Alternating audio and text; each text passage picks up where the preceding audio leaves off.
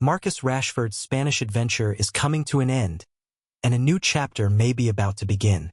Mikel Arteta is reportedly preparing a raid on Real Madrid for one of their standout names, while Unai Emery is emerging as a leading candidate in the race to replace Carrick at Manchester United.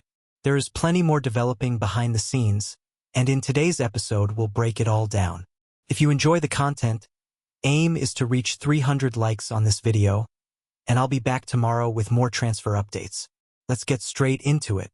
Despite a return of 12 goals and 13 assists this season while on loan at Barcelona, the club are still unwilling to pay €30 million for a permanent deal. That decision says more about Marcus Rashford's situation than any statistic possibly could. Barcelona did what they typically do. Took him on loan, assessed his impact, and then quietly stepped away from a long-term commitment. It's not that Rashford failed. He didn't. But rather that Barcelona are aggressively cutting their wage bill, and a €30 million fee for a winger approaching 29 simply doesn't fit their current financial strategy. From a financial standpoint, the logic is straightforward. Rashford worked well as a short-term loan option, but turning that into a permanent investment is a completely different matter. As a result, he is expected to return to Manchester United this summer, where there is reportedly little enthusiasm for reintegrating him into the squad. That situation has opened the door for Juventus. The Turin club, currently fighting for a Champions League spot in Serie A, are searching for an attacking profile that offers both pace and physical presence. Rashford fits that description well on paper. He is quick, technically versatile, and capable of playing across the front line. Italian reports suggest the interest is genuine, but as always, the biggest obstacle is financial. His reported €11 million annual salary is beyond Juventus' current capacity to fully absorb, which is why discussions are focused on a loan structure, potentially with an option or obligation to buy, alongside partial wage contributions from Manchester United. In effect, United would be subsidizing part of his departure, essentially paying to move him on. Interestingly, they appear open to such an arrangement. That detail is significant. When a club is willing to continue paying part of a player's wages after sending him abroad, it usually signals one thing: he is no longer part of their long-term plans in any meaningful way.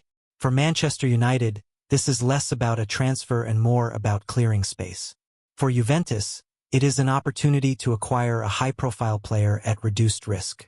For Rashford, it could represent a third top-flight experience in as many seasons and another attempt to reset his career, this time in Italy.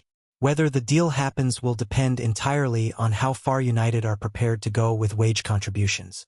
If an agreement is reached, Rashford moves to Turin. If not, the uncertainty continues into another transfer window, with the same questions resurfacing again and again.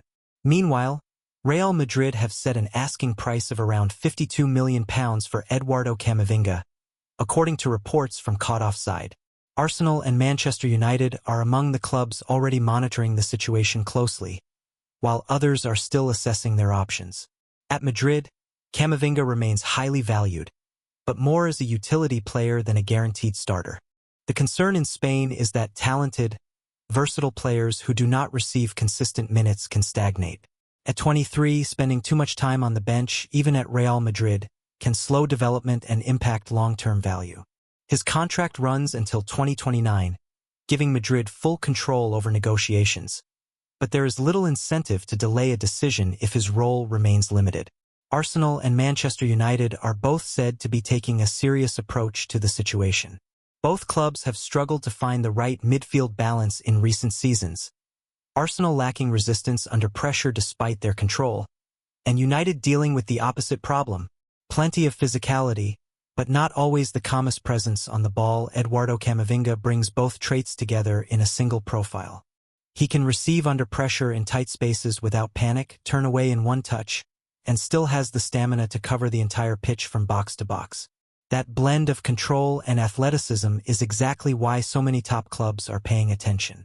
Chelsea and Tottenham are currently showing measured interest, monitoring his situation without making any concrete move just yet. Paris Saint-Germain are also part of the discussion, although that interest feels more like respectful acknowledgement of a French talent than a fully committed push. No official bids have been submitted so far, but once the summer window properly opens, offers in the 50 to 55 million euros range are expected to surface. While the major clubs are preparing their financial firepower, here's a reminder of a much better deal available right now. A like on this video costs absolutely nothing. In today's transfer market, that's basically daylight robbery. Some of you are watching in silence, holding on to likes as if they'll convert into shares of Arsenal or a signed Camavinga shirt by the end of the season. Spoiler, they won't. So don't wait until deadline day, hit the like button now. The real irony in all of this is that Real Madrid aren't looking to sell Camavinga because they doubt his ability. It's more about timing and development. The club recognized that he may benefit from a change of environment, and right now, England looks like the most natural destination. Not just because of financial strength, but because of the playing style, fast, vertical, and physically demanding through midfield. That's an environment where Camavinga wouldn't struggle. He would likely excel. The bigger question is his role if a move actually happens. Does he arrive as a guaranteed starter, or does he begin as a high-value rotation option? Clubs like Arsenal have been extremely precise in recent transfer windows, with signings either becoming immediate starters or evolving into important squad depth. Camavinga, however, doesn't feel like the type of player who would comfortably accept a secondary role for long. If a move like this does materialize, especially to Arsenal, it could do more than just improve the squad. It might subtly reshape the team's identity. Not because of star power, but because of what he offers. A midfielder capable of breaking opposition lines while also recovering defensively in the same phase of play. Of course, there's also the possibility that it becomes another one of those links that fades away and is later remembered as "remember when they were in for him?" Meanwhile, Paris Saint-Germain have also been active in their own way, holding discussions with representatives of Gabriel Martinelli. That alone says a lot about their direction this summer. According to reports, PSG scouts have been attending matches more frequently, focusing less on raw statistics and more on something harder to measure: mental strength under pressure. In simple terms, PSG want to understand how Martinelli responds when games actually matter. And for anyone who has watched him at Arsenal, the answer is fairly clear. He is the kind of player who rises in big moments rather than shrinking from them. Inside PSG, the message is clear. They are no longer building a squad based on collecting big names or commercial appeal. In the post-Mbappé era, the focus has shifted toward defined roles, tactical discipline, and players who actively fit a system rather than just occupy space in it.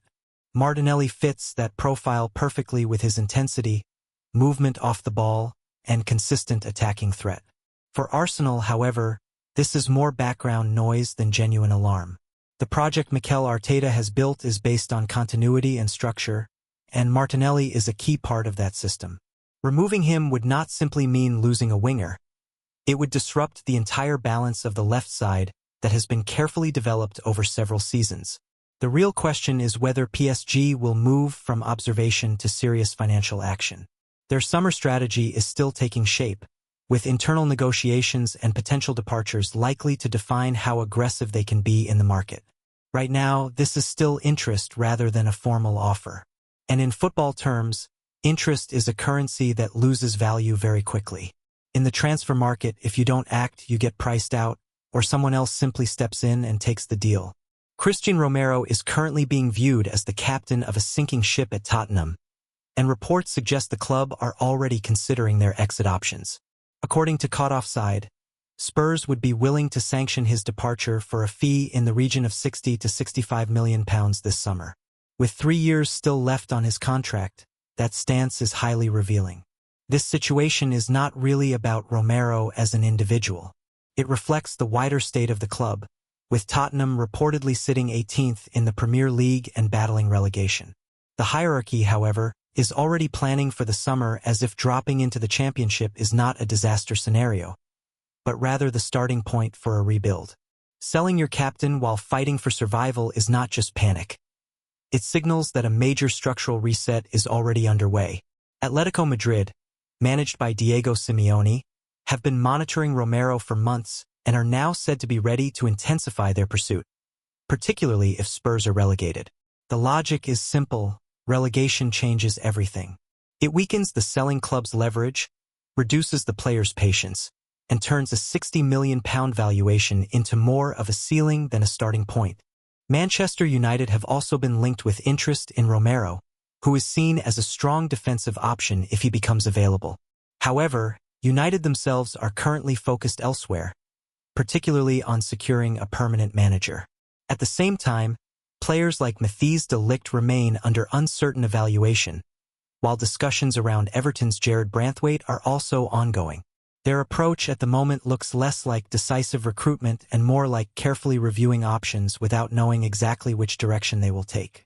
What stands out most is this: Tottenham are openly prepared to consider selling their captain while still fighting for survival. This isn't speculation from outside noise. It is the club's own position. Whatever happens between now and the end of the season, North London is heading toward a very turbulent summer. Meanwhile, Unai Emery's work at Aston Villa has been nothing short of transformative. Since arriving in 2022, Villa have finished in the top 7 in every full season under his management. Consistently, not occasionally. Now they are pushing for a top 5 finish and another Champions League qualification, a reality that would have seemed unthinkable just a few years ago when survival was the main objective. That success has not gone unnoticed. According to reports, intermediaries are actively promoting Emery to several elite clubs, with Manchester United among those who have been contacted. At the same time, names like Julian Nagelsmann are also being discussed, showing that United are keeping their options wide open. Real Madrid are also reportedly monitoring Emery, as the club continue to operate with Alvaro Arbeloa in a temporary capacity while assessing long-term managerial solutions. At United, the situation becomes even more complex. Michael Carrick is currently in an interim role, and there are reports highlighting that no manager has accumulated more Premier League points since his appointment. That statistic strengthens the argument for continuity and stability within the club. However, Emery represents something very different. He is known for building structure where there is chaos, introducing discipline without removing attacking identity, and creating teams that function with clear tactical coherence. That is exactly what Manchester United have lacked for years. Still, there is a natural debate. United's identity has historically been built on attacking, front-foot football, while Emery's philosophy is more controlled, structured, and system-driven. The question the club may eventually have to answer is not just about who the better manager is, but what kind of identity they actually want moving forward: recognizable tradition or consistent results. Given what has unfolded over the past few years, Manchester United's identity has arguably already been eroded to such an extent that the debate about what they should become may have effectively resolved itself. The structure, the style, and the consistency that once defined the club no longer feel as clear-cut as they used to, leaving more questions than answers about the direction forward. On a lighter note, while football intermediaries are busy pushing managerial candidates across Europe, YouTube's algorithm is doing its own version of recruitment, trying to push these videos into your feed. And judging by the fact you're still here, it might actually be more effective than Villa's defending on an off day. Since you've made it this far, it might be worth officially sticking around, subscribing and turning on notifications so you don't miss what comes next. That's the only guaranteed way we cross paths again, and unlike football contracts, it won't cost you anything like £20 million. Back at Aston Villa, the situation is being presented with calm assurance. A contract running through to 2029, public backing from the board, and another confirmed season of European football, all project stability. On paper, it looks secure and well managed. But in football, that sense of certainty can shift quickly the moment a serious offer arrives, especially one that tests how strong that conviction really is. Unai Emery currently finds himself in a position where his value is widely recognized across European football. His impact at Villa is obvious. His reputation is growing, and interest from elite clubs reflects that reality.